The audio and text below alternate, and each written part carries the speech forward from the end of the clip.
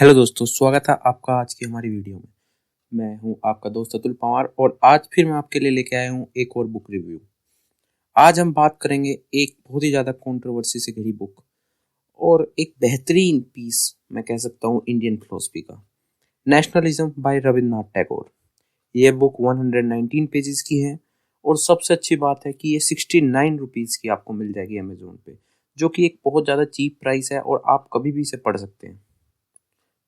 और ये बुक काफ़ी ज़्यादा साइज में भी छोटी है, आप इसे ख़त्म कर सकते हैं मेरे हिसाब से 2 या 3 दिन, अगर आपकी अच्छी खासी हैबिट है याद करने की या फिर आप एक अच्छे रीडर है।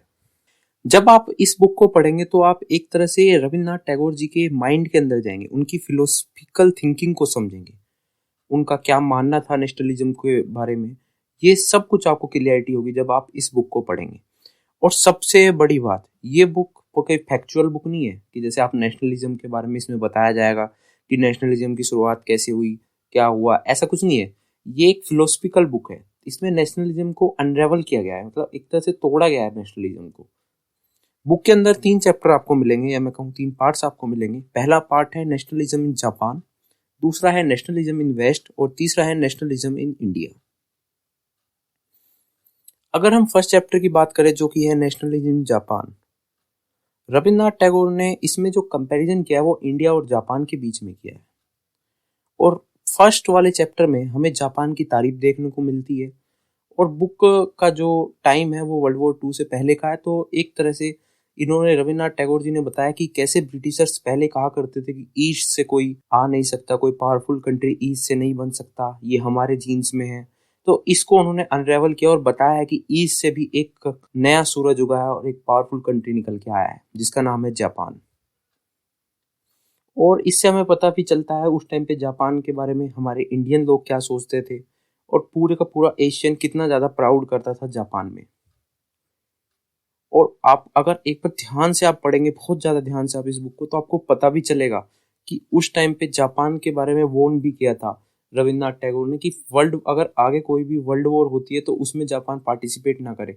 ये कोई उन्होंने फुल मतलब अपनी वर्बली लैंग्वेज में नहीं लिखा, लेकिन अगर आप डीपली बुक को सिंथेसिस करेंगे तो आपको पता चलेगा। लेकिन मैं आपको एक चीज बता दूं, अगर आप ये बुक पढ़ने जा रहे हैं तो सबसे पहले आपको उस टाइम के हिस्ट्री के बारे में पता होना चाहिए, क्या इंडिया में चल रहा था उस टाइम पे और क्या हो रहा था, तभी आप बुक से अच्छे से कनेक्ट कर पाएंगे। दूसरा चैप्टर जो है नेशनलिज्म इन वेस्ट, उसमें रविन्द्रनाथ टैगोर एक तरह से क्रिटिक उभर के आता है उनका। वेस्ट को दिखाते हैं कि वेस्ट कितना ज्यादा बुरा हो चुका है और इंडिया से कितना ज्यादा चीजें वो लेके जा रहे हैं, कितना ज्यादा इंडिया को चूस रहे हैं। और ये इसमें बताते हैं कि वेस्टर्न सिविलाइजेशन कैसे एक ग्रेट सिविलाइजेशन हुआ करती थी और अब कैपिटलिज्म और इंडस्ट्रियल रेवोल्यूशन की वजह से आज एक कैसे बेकार सिविलाइजेशन ये बन गई है और मायने भूल गई है ये, कि जिंदगी के क्या मायने होते हैं। इस तरह की चीजें इन्होंने इसमें बताई है और इंडिया इनसे कैसे डिफरेंट है और कैसे इंडियन सिविलाइजेशन वेस्टर्न सिविलाइजेशन से अपर है कुछ चीजों में। थर्ड चैप्टर पे जब हम आते हैं तो ये बात करते हैं यहाँ पे इंडिया के बारे में, थर्ड चैप्टर में इंडिया के बारे में। लेकिन आपको इस बुक में एक चीज आपको बहुत ज्यादा ध्यान रखनी होगी कि इस बुक में जो इन्होंने बात की है, बार बार उन्होंने जापान का कंपैरिजन दिखाया, बार बार उन्होंने जापान को कंपेयर किया है।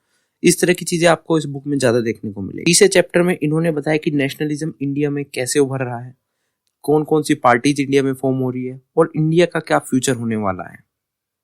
और सबसे गजब चीज जो मुझे इस बुक में लगी है, मेरी फेवरेट, इन्होंने कास्ट सिस्टम, जी हाँ, इंडिया का जो कास्ट सिस्टम है उसको एक नई डेफिनेशन दी है। इस बुक में आपको उसके बारे में एक नई डेफिनेशन देखने को मिलेगी, हालांकि लास्ट पार्ट्स में मिलेंगे। इन्होंने बताया कि हमारा कास्ट सिस्टम एक तरह का एक एडजस्टमेंट प्रोसेस है जो कि हमने चलाया है, जो कि हमने एडजस्ट किया है डिफरेंट लोगों को जो हमारे कंट्रीज में आए हैं। और हम यूरोपियंस की बात करें तो उन्होंने किल किया है। ये एक बेहतरीन सा एक्सप्लेनेशन लगा है जो उन्होंने इस तरह में दिया है यहाँ पर इस बुक में। ये काफी ज्यादा मतलब आपको सोचने पे मजबूर करेगा और एक तरह से आपको एक थिंकिंग प्रोसेस में भी डालेगा जब आप उसको डीपली पढ़ेंगे। और बुक आपको एक अच्छा हिस्टोरिकल पर्सपेक्टिव देती है कि इंडिया में उस टाइम पे चल क्या रहा था और लोग क्या सोच रहे थे और रविन्द्रनाथ टैगोर जी नेशनलिज्म के बारे में क्या सोचते थे। बस मुझे सिर्फ एक दिक्कत है कि लास्ट में ना आपको एक रिजल्ट नहीं मिल पाता, आप फुल्ली सेटिस्फाई नहीं हो पाते बुक से।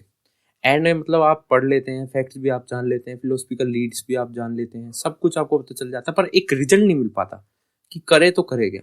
आप क्रिटिक भी देख लेते हैं, आप सब कुछ देख लेते हैं। तो मेरा मानना ये है कि अगर आपने कोई फिलोसफिकल बुक इससे पहले नहीं पढ़ी है तो आप जा सकते हैं इस बुक के लिए, काफ़ी आसान है।